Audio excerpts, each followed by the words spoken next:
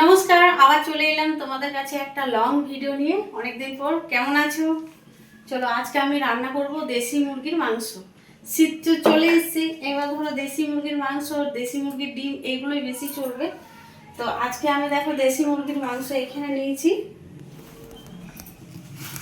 1 kilo. ঠিক আছে, তোমরা দেখেই বুঝতে পারছো, দেখো কতটা একদম অনেক বড় বড় পিস করেছে। আর তার এখানে নিয়েছি তেল মশলা যেগুলো আছে, হলুদ, জিরে, কালার হওয়ার জন্য লঙ্কা, আর নিয়েছি নুন। এখানে নিয়েছি 2টো এলাচ আর 3-4টে লং। এখানে নিয়েছি তেজপাতা আর পেঁয়াজ। কড়াই গরম হয়ে গেছে, এবার দিয়ে দেবো তেল। তেল গরম হয়ে গেছে, এবার দারচিনি, লং, এলাচ দিয়ে দিচ্ছি।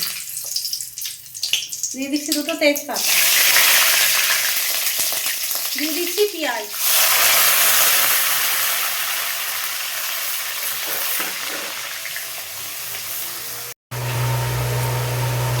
দিয়ে দিচ্ছি আদা, লঙ্কা আর রসুন পেস্ট।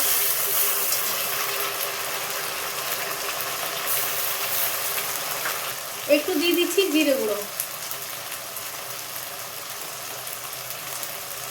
একটু দিয়ে দিচ্ছি হলুদ,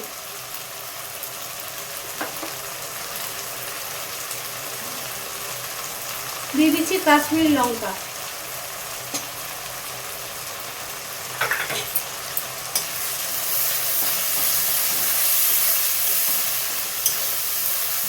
ঝাল হওয়ার জন্য দিয়ে দিচ্ছি লঙ্কা।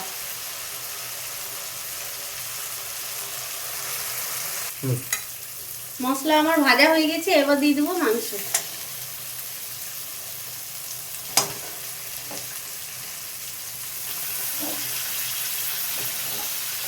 একদম টাটকা মুরগির মাংস।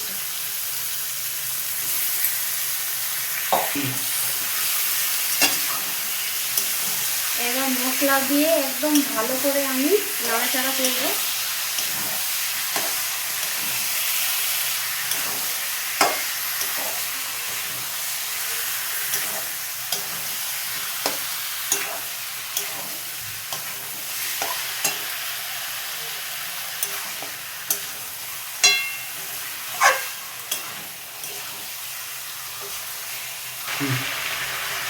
আলু দিয়ে দিয়েছি আমি 2টো, ওটা তোমাদের ইচ্ছা, আলু দিতেও পারো না দিতেও পারো। এবার আমি দিয়ে দিচ্ছি নুন। এবার নুন দিয়ে আমি ভালো করে নাড়াচাড়া করব, মাংসটা সেদ্ধ হবে আর নুনগুলো ভালো করে ঢুকে যাবে মাংসের মধ্যে।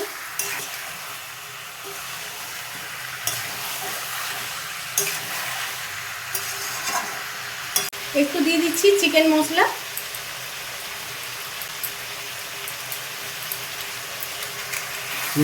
চিকেন মশলা দেওয়ার পর একটু নাড়াচাড়া করব।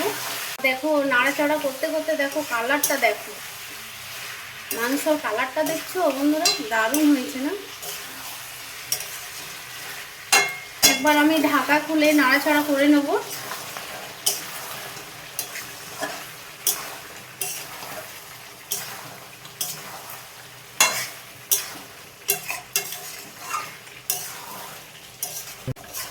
অনেকক্ষণ নাড়াচাড়া হয়ে গেছে, এবার আমি প্রেসার কুকারে ঢুকিয়ে দেবো। মাংস ভাজা হয়ে গেছে, এবার আমি প্রেসার কুকারে ঢুকিয়ে দিচ্ছি।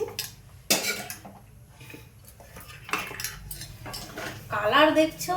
ও দারুণ কালার হয়েছে।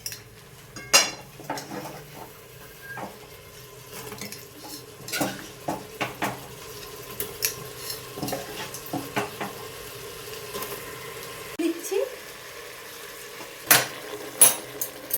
এই দেখো জল দিয়ে দিচ্ছি। এবার প্রেসার কুকারে ঢাকনা লাগিয়ে দেবো, 3টে সিটি দিয়ে দেবো। এবার খেয়ে বলবো কেমন হয়েছে।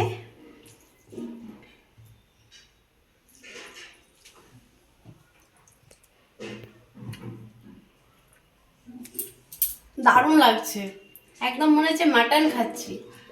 ভিডিওটা ভালো লেগে থাকে লাইক সাবস্ক্রাইব করতে ভুলো না।